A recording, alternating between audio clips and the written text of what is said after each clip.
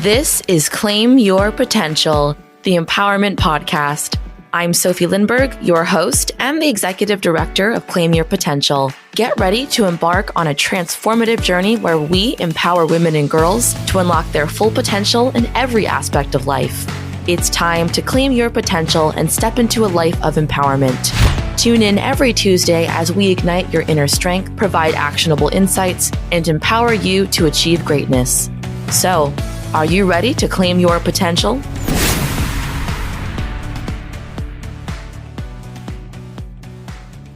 Hello, everyone, and welcome back to Claim Your Potential, the Empowerment Podcast. I'm your host, Sofie, and for this episode, we are joined by Elizabeth Aguilera to discuss life being an inside-out job. Elizabeth specializes in helping women who feel trapped in a life they never wanted to get out of their own way, ditch the self-doubt, and create their life by design, not default. Elizabeth knows about life pivots. She worked as an IT professional for over 30 years in corporate America, and when her job was offshored to India, she started a successful, fully booked business serving seniors and overwhelmed moms for 6 years.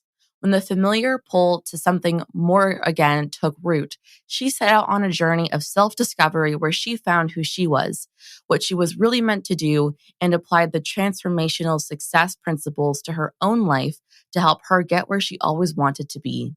Today, she embraces her empathetic heart and follows her bliss as the natural-born coach, teacher, encourager, and flourisher she has always been. Please welcome Elizabeth Aguilera. Thank you so much for being with us today, Elizabeth. Thank you, Sofie, for having me. And your mission of empowering women and girls in every way speaks to my heart. Oh, thank you so much. I'm so excited to have you on. And I always enjoy, starting off these episodes with really hearing a little bit about your backstory. And so for you, I know that you've had, a couple of career transitions. And so I would love to know what inspired you to pursue your current profession? Well, in my case, it was a sudden job loss that really was the catalyst for change.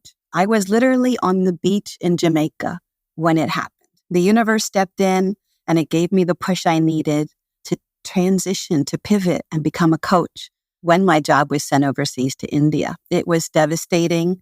It was my liberation, and it is exactly what I needed to start living my own life. Yeah, and I know in your bio you mentioned that part of what you do with women is, really help them not feel so trapped in their lives, in their careers. And so, in what ways did you feel trapped in your previous career? Well, I can think of 3 ways right off the bat where I was trapped: in my marriage, in my mind, and in my job. And I was trapped in a toxic marriage with a narcissist. After years of staying and hoping it would get better, I just felt like my soul was dying. And that's what gave me the courage to fight with everything I had to reclaim myself. In my job, I knew I would lose my job for 2 decades before it happened. But I was just so paralyzed by fear, I couldn't do anything about it. It was a prestigious job and a good company with good pay and benefits, and everything looked great on the outside, but it was costing me everything to keep it on the inside. And once again, I was forced to deal with what my soul was telling me to take care of all along when the universe stepped in. And the most important place I would say that I was trapped was in my own mind. It's really my mindset that kept me stuck and unable to move forward even when I desperately wanted to. I didn't think I had any options, and so I didn't see any other options. So my thoughts sort of created a self-fulfilling prophecy. And George Lucas has this wonderful quote: "We all live in cages with the doors wide open." And I created my own cage with my own thinking. And I limited my possibilities when there is always a choice. Yeah. And, I think this is something that a lot of people, including myself, have struggled with. And, it takes a long time to get through that door. I think, especially when it comes to, when you're in relationships that keep holding you back, that make you feel like the door is slowly closing on you. it becomes almost that survival instinct at some point where it's, oh no, I see the door closing. I have to get out of this cage. Otherwise, I'm going to be trapped here. Oh no, I have to run. I have to go. And it's a very hard feeling, and it's a very difficult situation to come to terms with.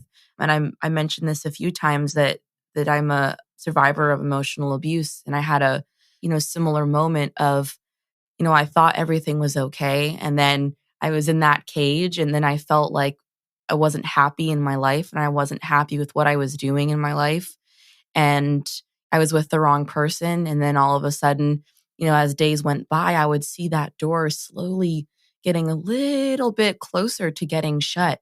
And it took really having that revelation to go, oh no, there's only like a little sliver left that's open. I have to get through that. Otherwise, I'll never get out. So I think that's an amazing analogy. And thank you for sharing that, because I think it really resonates with a lot of the people listening to this podcast. Absolutely. You talk about survival mode, and that's another part, a big part of my life, that I was in survival mode for so much of it. And that's why inner work was really what helped freed me from that survival mode and that mentality, not being able to see any possibilities for myself. The inner work is something that maybe a lot of people don't talk about or maybe realize, but that is the key to everything. The inner work, it's knowing who you are. It's the things that you tell yourself about yourself. It really is the key to everything. It's where your power comes from. It's being careful of your thoughts. What do you tell yourself? What are the stories that are playing in your mind? And where did they come from? Are they your truth, or are they things that maybe other people told you that that you took on when they're not truth at all? So you have the power to change what you think. And that is huge. That when I took the time to do the inner work and these things became sort of evident, it was eye-opening. And it again, the start of everything good that started to happen in my life. Yeah, absolutely. And, I'd love to, talk a little bit about the women that you help with, really helping them break out of their shell and break out of, those bad patterns and really get in touch with the life that they want. And so I'm curious, what is your process for helping someone get in touch with their dreams, with their true self? Well, in the Dream Builder program, we help people start to envision what it is that they would love in their life. We forget that we are creators and that we have the power to create our own life if you take the time to design that life. And so we take the time in all four quadrants, in health and well-being, in your love and relationships, in your vocation, in your time and money freedom. And what would you love your life to be like in every single area? And you can't achieve what you don't see. And so the first part of the program is really seeing where it is that you want to go. And really that's the foundation, and we go from there. Yeah, I could not agree more. And I think, when we think about really developing who we are, what our passions are, and really figuring out, what our dreams are, what we want to do with our life, I think a lot of it really ties into our younger self and experiences that we had, growing up. And so, I always like to hear where, you were at in that headspace when you were younger.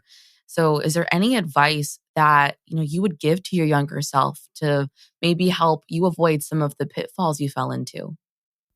Definitely. I would definitely tell myself a couple of things. First of all, keep your individuality and what makes you you. I lost myself when I got in a relationship, and I stopped doing the things that I loved. I put them first.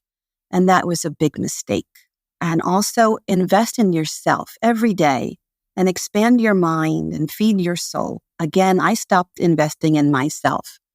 And it was a huge mistake. My life became small and deeply unfulfilling. And you're either expanding or dying. There's no in between. So invest in yourself. Socrates has a wonderful quote, "To know thyself is the beginning of wisdom, and investing in yourself is how you get there."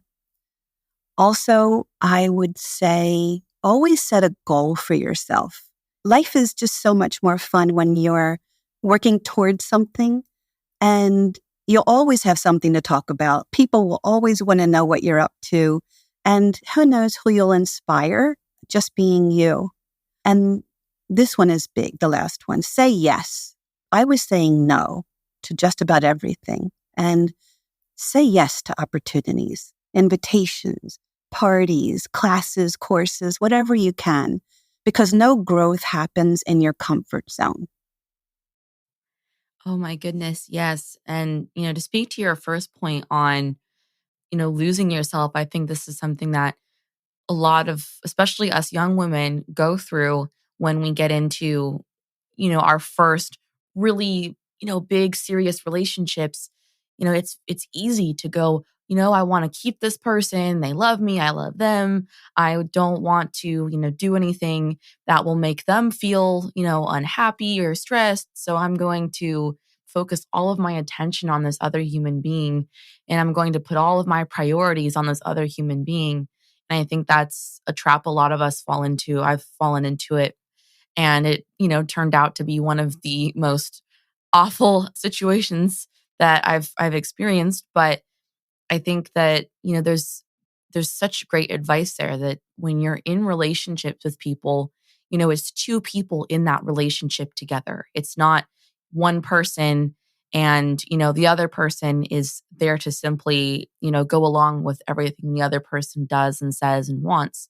It's, you're two individuals that are together that, like each other, love each other, whatever it may be, that are there to support each other and support each other's dreams and to help each other grow, not to hold each other back or make each other, feel like that you can't be yourself. And so I wanted to, speak to your point there. And also your last point on saying yes to everything. I just had a guest on a couple days ago, and we talked a lot about saying yes and how, it's really easy for us to say no. And we're so comfortable saying no with new experiences, with, new jobs, with new opportunities. And, we come up with the yes buts and never the yes and, right? It's always, yes, but what about this? Yes, but I don't think I can do it that way. Yes, but I don't have the time. And we should be coming up with, yes, and I'm going to do this too. Yes, and I think that this might be great if I add this into it. Or, yes, and I'm going to start that new job next week or whatever it may be. And so I think that, to that piece of advice, I'm hoping that's something that a lot of our listeners take away, that there's so much power in those yes experiences. You learn so much from them. Without a doubt, don't be afraid to try something new because there are no mistakes. You can't make a mistake because even if it doesn't work out, maybe in the way that you thought it would, you'll learn something, you'll grow, and there's right there is the win. So there's no need to be afraid to try something. Yes. And I like to ask guests this, especially those that have, really started their own businesses, their own organizations, because I think that, there's a lot of women out there that, are looking to go down that entrepreneurial path and, start their own organizations, businesses, whatever it may be. And so, did you ever have a moment or a couple moments of imposter syndrome? And if so, how did you overcome them? Without a doubt, I've had imposter syndrome. You know, it was especially loud and especially just relentless when I was somewhere I knew I wasn't supposed to be. So I was in my career, and 20 of those 30 years were very unhappy, but there was a deep sense of imposter syndrome there. And I believe that it came mostly because even though I was successful and I was making it work, something in me knew I wasn't where I was supposed to be. And so that was definitely one time when I had the imposter syndrome for a long time. And, I think that everybody has a bit of this, and it's just the self-talk. It's just inspiring yourself. It's just standing on the truth of, I might feel a little bit uncomfortable. Yes, but this will pass, and it's okay to be uncomfortable for the sake of growth. It's like, I only feel this way because I'm starting something new. And if you just keep telling yourself and taking steps, just baby steps every day, though that imposter syndrome and those loud voices that tell you, who do you think you are? You can't do this. Those voices start to quiet down because you're proving to yourself in the moment that I'm doing. And action is how those voices really disappear. Yeah, I couldn't agree more there, and especially when you said that, a lot of us, most of us have felt this at some point. And I think, really understanding that imposter syndrome when you're trying something different, when you're going for something new, when you're changing your life and you're doing something big, it's almost natural to feel, an initial moment of imposter syndrome because you're doing something that's outside of your comfort zone, that's new to you, that is, scary because it's new and you're not used to it. And you might be having those moments of, who am I to do this? Who am I to have this success? This is strange. I don't deserve this. When you finally get that moment of success after trying something different, trying something new there. And so I think that, understanding that it's going to happen at least once and knowing how to really not overcome it, but to reframe your mindset, as you said, reframe your thought process so that, let's say it happens once, but then next time you feel that moment, next time you have that feeling of, oh no, I don't feel like I'm worthy of this success or of this career I'm building. Instead, you can, reframe it yourself and change it to, what, I've come such a long way. I've come so far and I'm proud of myself and I have more to learn and I have more to grow. But I know that I am where I need to be and I'm, going to make the most out of this experience. Absolutely. It's a universal condition that everybody goes through. And so even if you know that this is not unusual, you're not alone. Everybody goes through this, and you just stand on the truth of who you are. You just stand on the truth of where you've come from and what you're doing, and have that conviction in yourself that you know that what you're doing is the right thing. And that'll also give you courage to keep going and to quiet down those voices that will inevitably pop up. But it's okay to be uncomfortable in the interest of growth. Exactly. That's always where the most growth happens, is in those uncomfortable moments where you're forced to really get outside of that comfort zone and say, all right, this is a brand new experience to me. This is a brand new topic. I don't know what I'm doing, but I'm going to try it anyways. So that's absolutely where it happens. And I would love to really connect everything together and ask you, what is one thing that our listeners should take away from this conversation? That it's okay to make mistakes, and it's okay that you can't see the entire direction that you're supposed to go in. Take baby steps towards where you want to go, and the next steps will be revealed. It takes courage to go for what you want. It takes courage to step into something new, and just have that belief in yourself and take those steps, even if they're baby steps every day, and you will see progress. I think a lot of people think, if I don't know every step of how I have to get from here to there, then I can't take the risk. And the most wonderful things that I've ever done in my life, I took with a leap of faith. And once I took the step, then things opened up and things were revealed, and I was able to see the way. So just have that courage to take the first step. Amazing. I want to say thank you so much for sharing that. And that's something that I really resonated with and that I've struggled with for a few years or most of my life, actually, where I, was so afraid because I didn't know the next step and I didn't want to take any steps. I didn't want to change. I didn't want to try anything different because I was so afraid of the outcome because I couldn't see the entire path all the way to the very end. And so I was like, there's no way I can go down that road. I can't see what's at the end of the road. I don't know what's going to happen. And it took taking the very first step forward and telling myself, you know what? I bet that whatever is at the end of that path is going to be great. It's going to be fantastic. And if it's not, then oh well. And it's just, and I took that first step towards doing something different. So I think that's, absolutely right. It's all it takes. Just that one simple step, that baby step to really just completely change your life. And so I want to say thank you so much for sharing that. And for our listeners that would love to, keep hearing your wisdom, to connect with you, how can our listeners get in touch with you? Oh, thank you, Sofie. I would love to offer your audience a free strategy session to help them find clarity, to set them up for success. And you can sign up for a free strategy session at my website, elizabethaguilera.lifemasteryconsultant.com.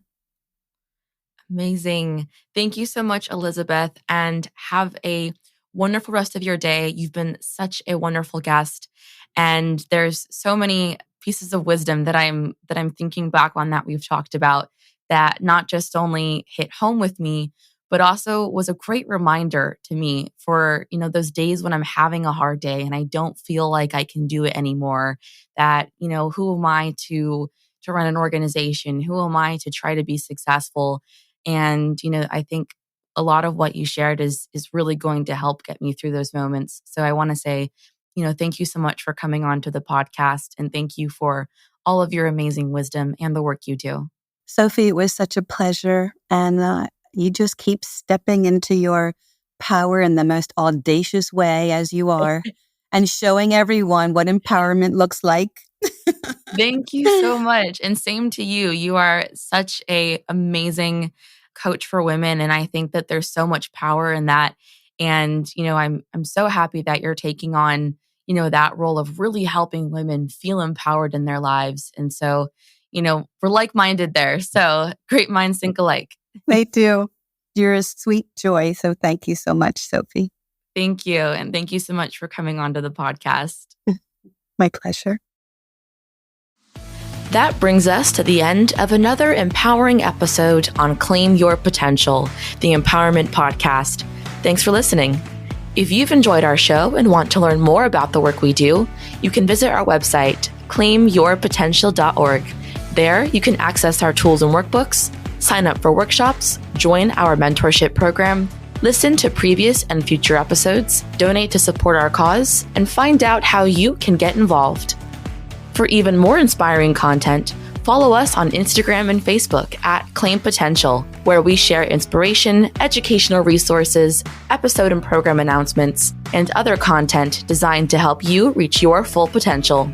Your support means the world to us, and a free way to support our show is by leaving a rating and review on the podcast streaming platform of your choice. Your feedback helps us grow and reach even more people with our empowering message. If you're unsure of how to do this, head over to our website's Leave a Review page for step-by-step instructions. Thank you to each and every one of you for being a part of this empowering community. Tune in next time as we continue our journey of learning and discover even more ways to claim your potential. Until then, remember that you have the power to create the life you desire. Keep striving and keep growing.